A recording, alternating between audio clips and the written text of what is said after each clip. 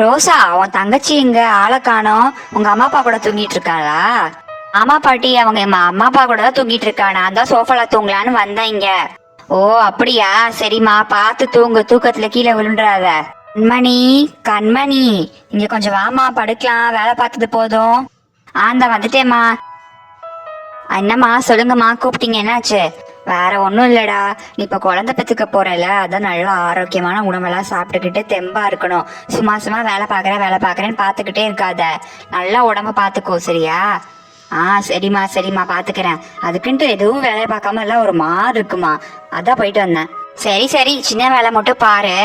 சரி வாமா, தூங்குவோம். காலையிலேருந்து உனக்கும் வேலை பார்த்துக்கிட்டே இருக்க, அங்கிட்டு இங்கிட்டுமா அலைஞ்சிட்டு இருக்க, உனக்கும் அசதியா இருக்குல்ல, வா கொஞ்ச நேரம் படுப்போம்.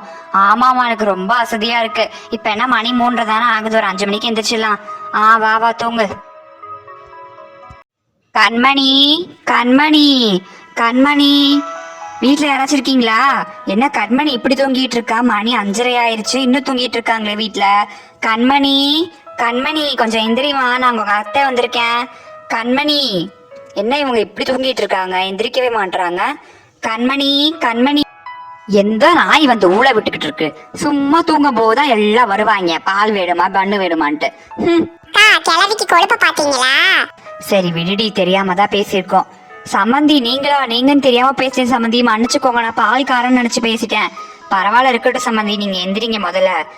வாங்கத்த, வாங்க வாங்க வாங்க சம்மந்தி, வந்து உட்காருங்க. இந்த ஒரு நிமிஷம் சம்மந்தி, இதை மட்டும் எடுத்துக்கிட்டோம். ரோசா, நீ போய் ரூம்ல போய் படு ரோசா, போ, எங்க அத்தை வந்திருக்காங்க. பரவாயில்ல, இருக்கட்டும் கண்மணி, தூங்குற கொலையை எதிர்ப்பாது, அங்கே தூங்கட்டும். இல்ல சம்மந்தி, அவ ரொம்ப நேரமா தூங்கிட்டு இருக்கா, ரூம்ல போய் தூங்கட்டும். நான் ரூம்ல போய் படுத்துக்கிறேங்க அத்தை. இதோ உட்காருங்க சம்மந்தி. நீங்க மட்டும் தான் வந்தீங்களா? இல்ல சம்மந்தி, அவங்க வெளியே நின்றுட்டு இருக்காங்க, தான் வந்துருவாங்க. ஓ அப்படிங்களா, சரி சரி சம்மந்தி, நான் நீங்க மட்டும் தான் வந்தேன்னு நினைச்சேன். இல்ல என் வீட்டுக்காரையே பொண்ணு வந்திருக்காங்க.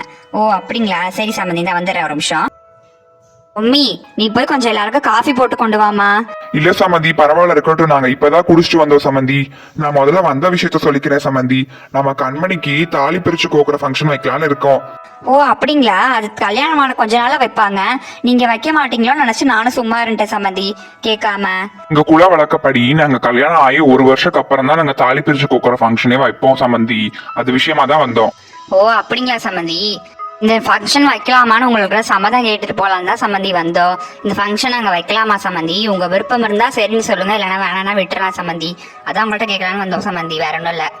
ஓ அப்படிங்களா சம்மந்தி, தாராளமா வைக்கலாம் தான். இதுல என்ன இருக்கு சம்மந்தி, என்கிட்ட கேட்கணுன்ற அவசியமே இல்லை, நீங்க வைங்க சம்மந்தி, இதுல என்ன இருக்கு?